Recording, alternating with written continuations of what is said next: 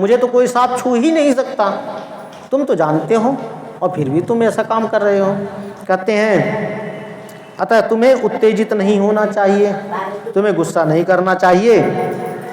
वेद मंत्राक्षरमय और सूक्तमय है, उसके प्रत्येक सूक्त में समस्त देहधारियों के आत्मा परमात्मा प्रतिष्ठित हैं।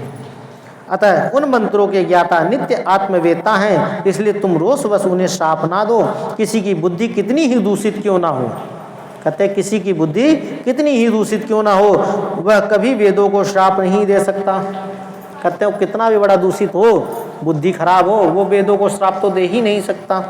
कहते हैं इस समय मुझे सांप नहीं मिला है, मुझे तो कोई सांप लगा ही नहीं, मैं तो आराम से बैठा हूँ, इनके बोलने से मुझे सांप थोड़ी लग जाएगा।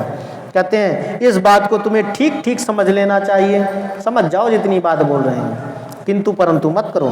महामते, तुम सनकादि सिद्धों को भी तत्व ज्ञान का उपदेश देने वाले हो, अतः शांत हो जाओ, मैं ही यज्ञ हूँ।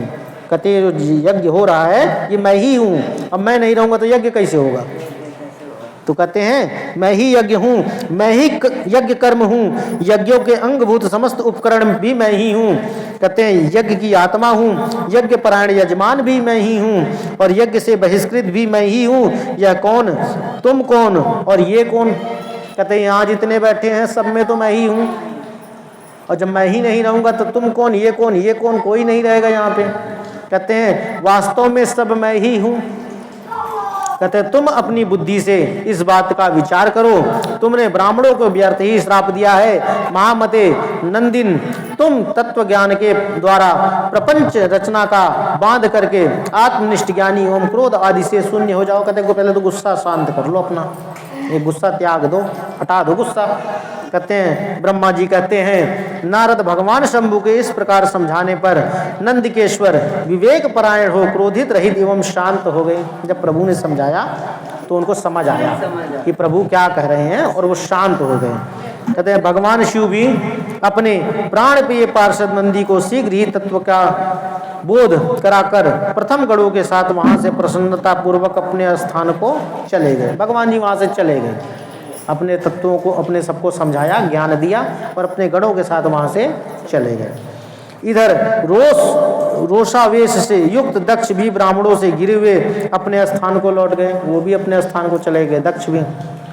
कहते परंतु उनका चित्त शिवद्रोह में ही तत्पर था, उनको तो वही था अच्छा इन्होंने मेरे को प्रणाम नहीं किया, ये बात इनके दिमाग में घूम रही थी दक्ष के। उस समय रुद्र को श्राप दिए जाने की घटना का स्मरण करके दक्ष सदा महान रोष से भरे रहते थे और बार बार याद करते थे मैंने तो श्राप दिया है इनको, और फिर उनको गुस्सा आ जाता था।